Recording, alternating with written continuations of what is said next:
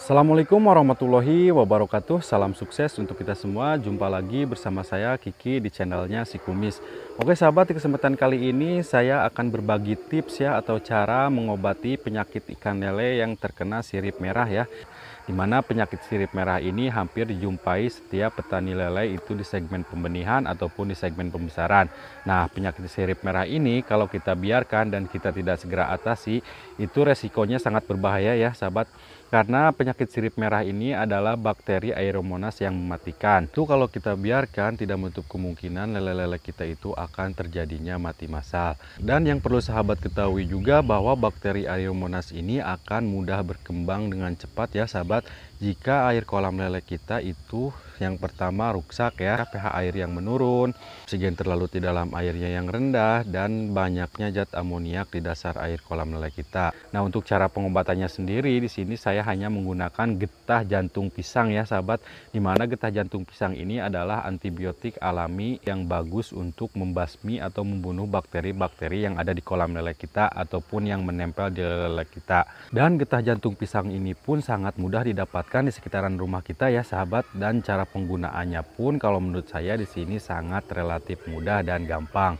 Jadi buat sahabat simak terus, jangan di skip-skip agar sahabat paham. Oke sahabat, jadi ini bibit-bibit lele saya ya. Ada beberapa bibit yang sudah terkena penyakit sirip merah atau Aeromonas ya. Nah, untuk ciri-cirinya sendiri di sini sahabat bisa lihat ya.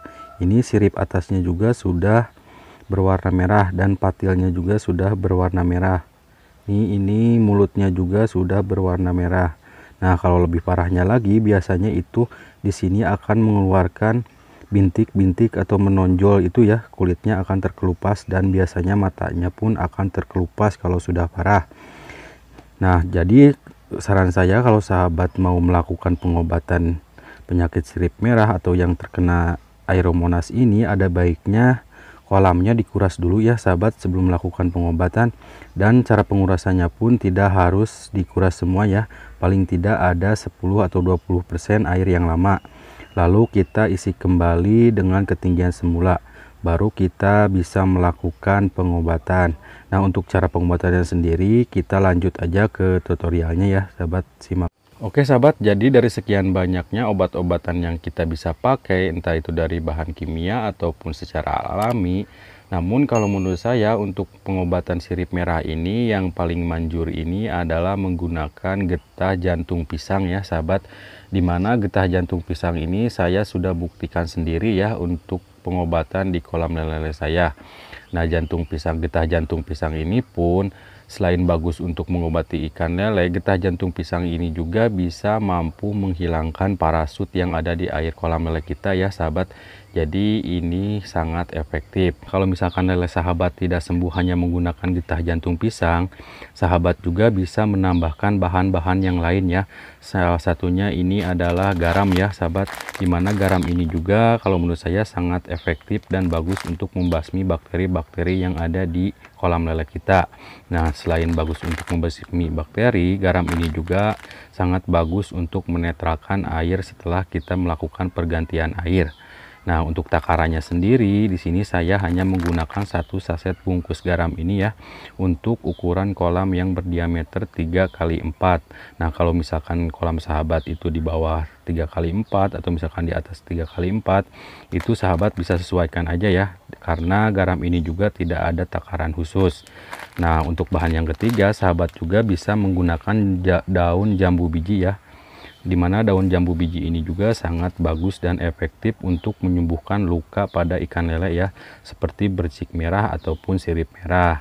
Nah, jadi seperti itu ya sahabat. Jadi semua bahan ini kita satukan aja ya semua sahabat. Jadi kita tinggal iris-iris aja semuanya sampai halus dan kita bisa langsung masukkan ke dalam blender ya. Dan jangan lupa juga tambahkan sedikit air ya atau air secukupnya. Dan kalau misalkan sahabat tidak mempunyai blender, sahabat juga bisa menggunakan parudan ya. Bisa diparut sampai halus atau bisa ditumbuk ya sahabat. Sahabat juga bisa menumbuknya sampai halus. Nah, kalau kita sudah beres dalam pemblenderannya, kita tinggal menyaringnya aja ya, sahabat. Karena yang akan saya gunakan di sini itu adalah sarinya ya, dan hampasnya kita buang. Nah, jangan lupa juga kita tambahkan lagi air secukupnya ya, agar kita lebih mudah lagi dalam melakukan penyiraman obat ini ke seluruh permukaan kolam ya, sahabat. Dan jangan lupa juga kita peras-peras dulu ya, agar semua sarinya ini dapat keluar ya, dan bisa lebih efektif lagi. Kalau semua bahan ini sudah beres, itu artinya kita tinggal langsung aja ya sahabat siramkan ke kolam yang kita mau obati.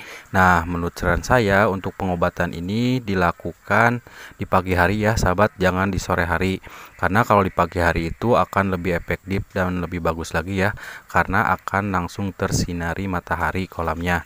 Dan saran saya juga kalau sahabat sudah melakukan pengobatan ke dalam kolam lele sahabat, itu usahakan lelenya dipuasakan ya sahabat selama 24 jam. Jangan dikasih makan sedikit pun, karena biar obatnya itu bekerja secara normal ya sahabat.